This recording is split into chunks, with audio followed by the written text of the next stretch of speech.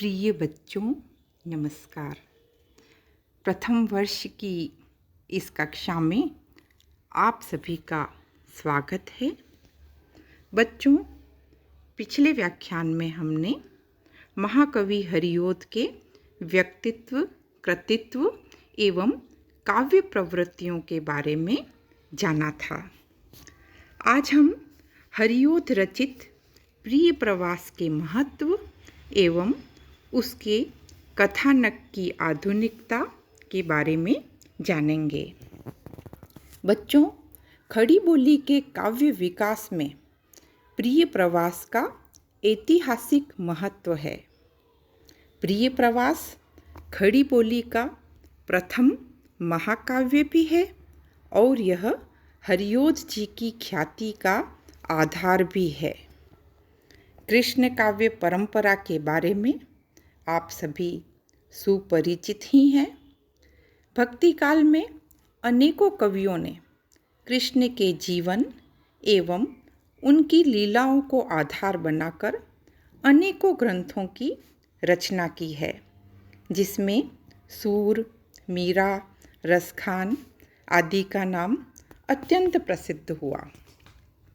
प्रिय प्रवास की कथा का केंद्र भी कृष्ण ही है, किंतु यह महाकाव्य अपने आप में अपूर्व है, क्योंकि यह आधुनिक महाकाव्य है। बच्चों, पूर्व के व्याख्यान में मैंने आपको आधुनिकता के लक्षण बताए थे कि आधुनिकता नवीन विचार, नवीन दृष्टिकोण को साथ लेकर चलती है। तो इस दृष्टि से प्रिय प्रवास आधुनिक महाकाव्य है, क्योंकि हरिऔध जी ने पुरानी कहानी लेकर भी उसे नवीन दृष्टि से प्रस्तुत किया है। इसका कथानक कृष्ण के मथुरा प्रवास पर केंद्रित है। आप सभी कृष्ण के जीवन की इस कथा से तो परिचित ही होंगे कि कृष्ण ने अपनी लीलाओं से ब्रज के कण कण में माधुर्य और प्रेम घोल दिया था, किंतु मथुरा में कंस द्वारा किए जाने वाले लगातार अत्याचार के कारण उन्हें अक्रूर के साथ मथुरा जाना पड़ा था। वहाँ जाकर कुछ ऐसी परिस्थितियाँ बनी कि कृष्ण को ब्रज छोड़कर मथुरा में ही रहना पड़ा था, और इस तरह पूरे परिवार, ब्रज, राधा एवं गोपियों के प्रिय कृष्ण का वियोग सबके लिए असह्य हो गया था। कृष्ण के वियोग में केवल ब्रज के लोग ही नहीं, पशु पक्षी, पेड़ पौधे सब उनके विरह में सौंदर्यहीन हो गए थे। सूरदास के काव्य में इस विरह के प्रभाव का बड़ा सुंदर चित्रण हुआ है। बच्चों, प्रिय कृष्ण का प्रवास होने के कारण ही इस महाकाव्य का नाम प्रिय प्रवास रखा गया है। पहले इस महाकाव्य का नाम हरिऔध ने ब्रजांगना विलाप रखा था, किंतु बाद में उसे व्यापक आधुनिक अर्थ देने के लिए इसका नाम प्रिय प्रवास रखा गया। बच्चों, दरअसल प्रिय प्रवास एक विरह काव्य है, किंतु इसमें केवल आंसू नहीं है, बल्कि व्यथा की गंभीरता है। इसका कारण हरिऔध जी का कृष्ण और राधा के चरित्र को लेकर सर्वथा नवीन दृष्टिकोण है। इस काव्य को आधुनिक पुट देने के लिए हरिऔध जी ने कृष्ण चरित्र को मानवीय रूप दिया है। आप सभी इस बात को तो जानते ही होंगे कि इससे पूर्व के काव्य में ब्रह्म का अवतार मानकर ही कृष्ण का चरित्रांकन किया गया है, किंतु प्रिय प्रवास में पहली बार कृष्ण को अवतार के रूप में चित्रित न करके परम पुरुष के रूप में चित्रित किया है। और इसका कारण बताते हुए हरिओद स्वयं लिखते हैं। वह कहते हैं कि मैंने श्री कृष्णचंद्र को एक महाकाव्य में महापुरुष की भांति चित्रित किया है, ब्रह्म के रूप में नहीं।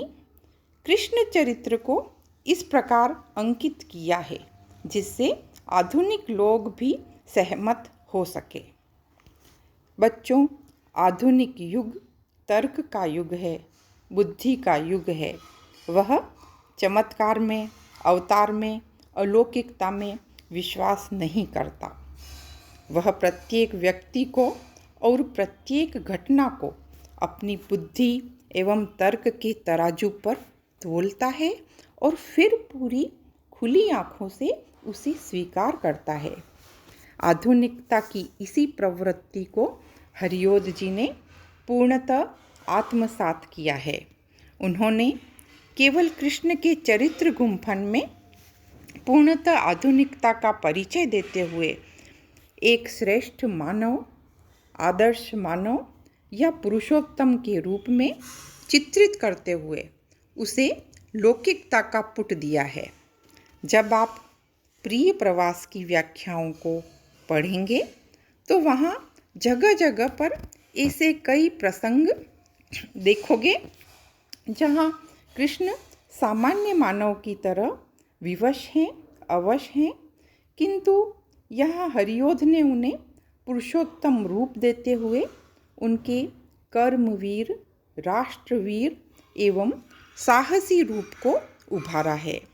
यही एक श्रेष्ठ मानव की पहचान है कि वह किस प्रकार कर्तव्य पथ को चुनता है और कर्मवीर बनकर उस पर सहर्ष चलता है।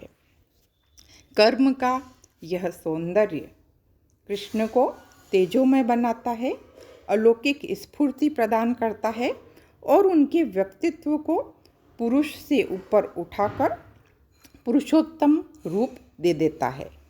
बच्चों, कृष्ण की ही तरह हरिओद जी ने राधिका के चरित्र को भी नवीनता दी है। प्रिय प्रवास की राधा भक्ति काल की राधा से पूर्णतः भिन्न लोक सेवा का आदर्श लेकर चली है। कृष्ण से दूर रहने का दुख उसे भी भक्ति काल की राधा के समान ही है, किंतु यहाँ उसने अपने प्रिय कृष्ण के कर्म योग को हृदयंगम कर लिया है, जिससे उसकी व्यथा में विकलता के स्थान पर गंभीरता आ गई है। कृष्ण के प्रति राधा का प्रेम विश्वास में बदल गया है, इसीलिए कृष्ण के प्रति उसका निजी प्रेम लोक सेवा में रूपांतरित हो गया है। और यही देश सेवा की भावना इस महाकाव्य का मूल उद्देश्य भी है, क्योंकि बच्चों, यह महाकाव्य पराधीन भारत में अर्थात सन 1909 से लेकर 1913 के बीच में लिखा गया है। इसीलिए हरिओद जी का प्रिय प्रवास आधुनिक संदर्भ में लिखने का एक महत्व उद्देश्य पराधीन भारत के युवाओं को राष्ट्रीयता का पाठ पढ़ाना भी था। नई पीढ़ी को राष्ट्र सेवा, लोक सेवा एवं कर्मनिष्ठा के मार्ग पर प्रवृत्त करना था। और यह युग की आवश्यकता भी थी कि कृष्ण के स्फूर्तिमय ओजस्वी चरित्र को लेकर युग का मार्ग प्रशस्त करना। हमें हरिओद जी के महाकाव्य को इन सभी नवीन दृष्टिकोणों के परिप्रेक्ष्य में पढ़ने और समझने का प्रयत्न करना चाहिए, तभी हम इसकी आधुनिकता को पहचान सकेंगे और उसे हृदयंगम भी कर पाएंगे। धन्यवाद।